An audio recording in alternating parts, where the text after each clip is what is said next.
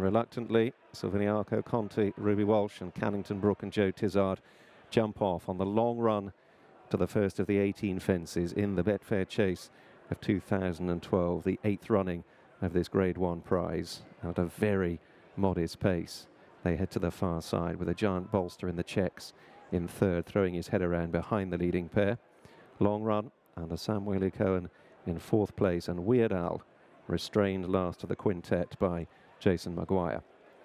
So across the back and on the descent to the first, and it's the Charlie Hall winner, Silviniaco Conti Walsh in the pink silks, who just shades Cannington Brook, barely going quick enough to rise at the first. Silviniaco Conti handles it well, perhaps Weird Al landing a little steeply in last place, but no serious alarm, and on to the second they go. Silviniaco Conti, Cannington Brook head to one side, wanting to go a stride or two quicker.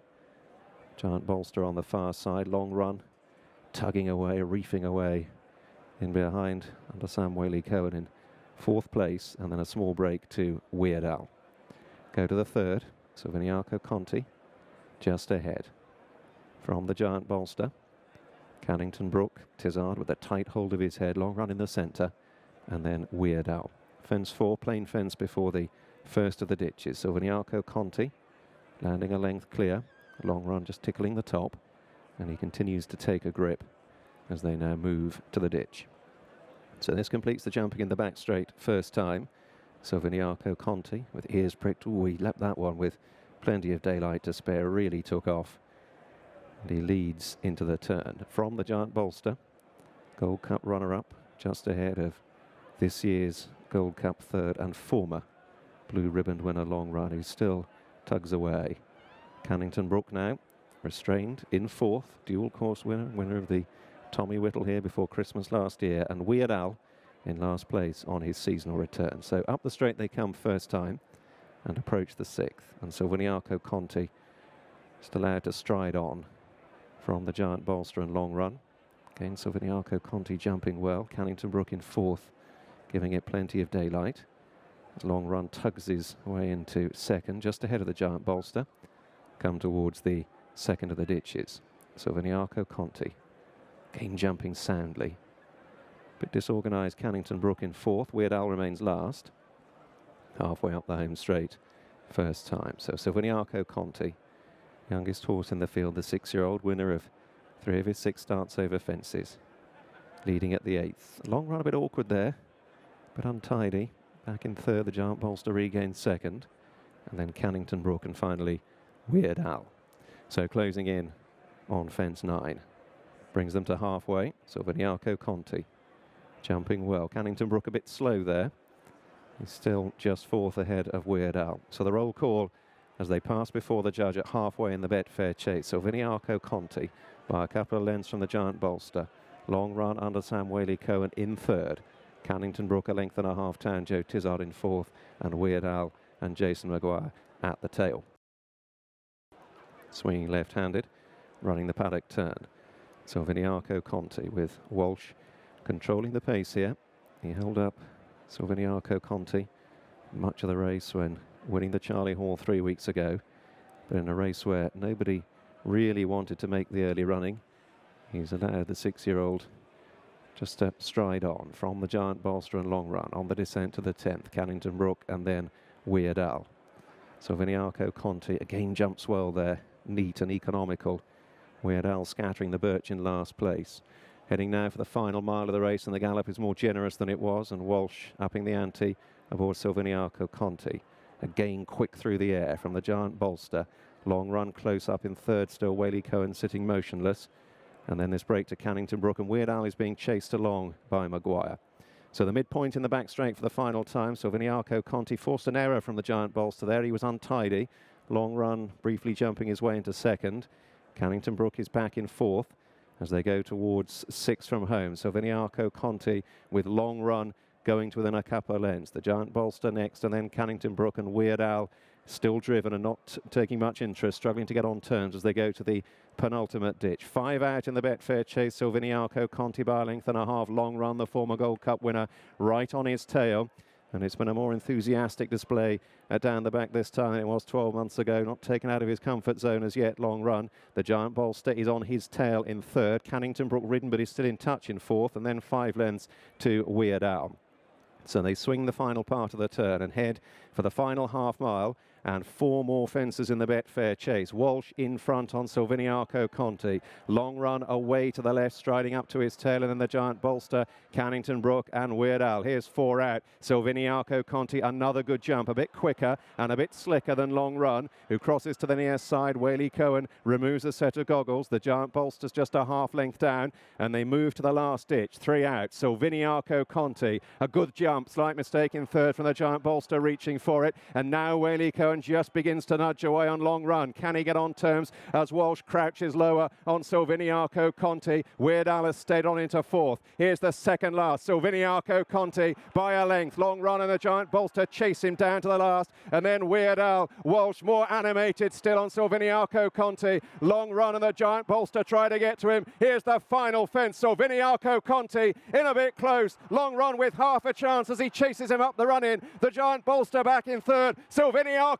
Conti finding plenty for Walsh's urgings. Long Run who's still chasing, but the young pretender Silviniaco Conti picks up for Walsh and Nicholls where Kauto Star left off and wins the Betfair Chase. Silviniaco Conti from Long Run, close third, the Giant Bolster and Weird Al, and then Cannington Brook. Well, here we are again after a Betfair Chase, as Graham said. It wasn't Kauto, it was Conti, but Paul Nicholls, it was just about as good.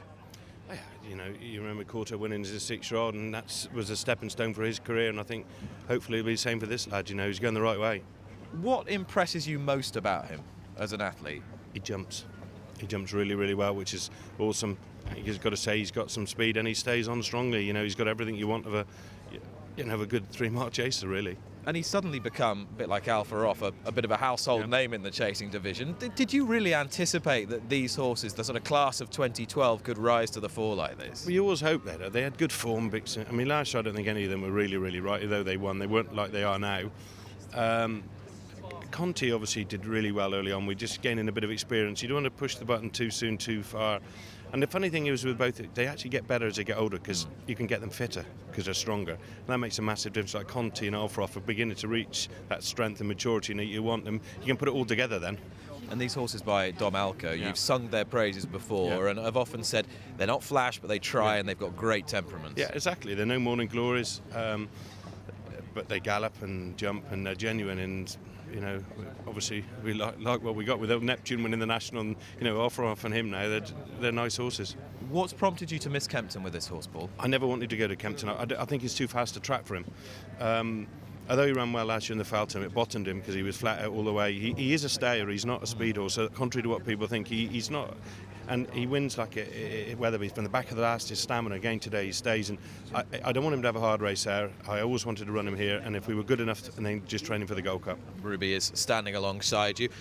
Paul, just stay with us if you will. Ruby, many congratulations. You seemed very confident going into the race. Now we can see why, and Paul's paid tribute to his jumping. He must have given you a wonderful feel. Yeah, he does. In fairness to him, he attacks his jumps. He goes forward, which makes him a bit easier to ride, and he's very, very accurate at what he does. And you know, from maybe bigger fence in Wetherby to more hurdly type fences here, he's jumped them both brilliantly.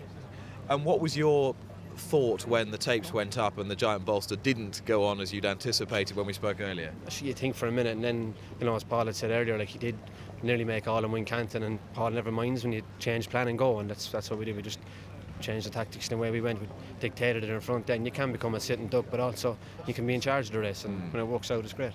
And at what point did you really start turning the screw? Because it's quite deceptive for us on the ground watching. I didn't. We quickened up a bit out. When we went by here, he jumped the fences down the back brilliantly second time. So that kind of put the others on a little bit of pressure behind me, I was hoping.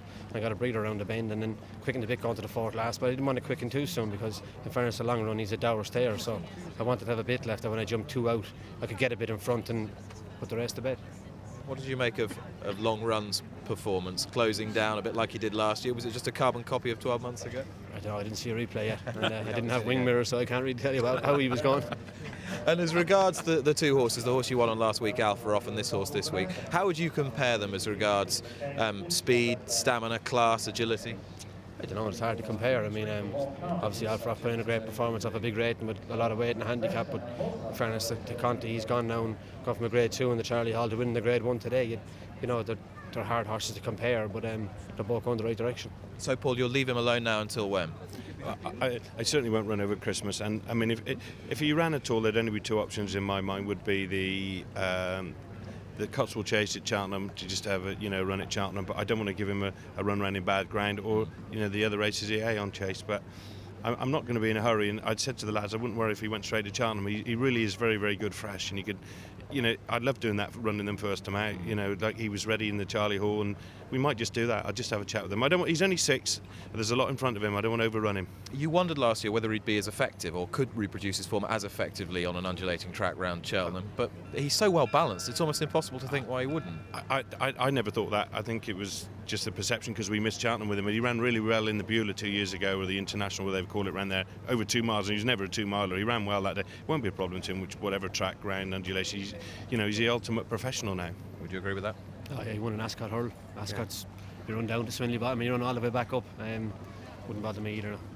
Well, it must have been a very special day for you both, particularly seeing Kauto lead the parade there. There must have been a rather odd sensation watching those colours disappear into the distance. I was trotting across the track behind Long Run and I was thinking, geez, I wouldn't mind being on him now. But I had an able deputy.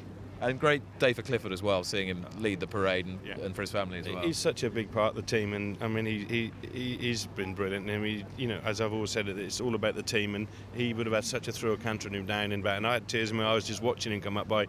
It's hard to explain to you. You see that happen and then see Conti win 10 minutes later. It's just the most amazing feeling. And Kauto, seeing him come in is just unreal. But Kauto's been such a brilliant horse, and see the reception he got today and go out at the top, it means so much to everybody.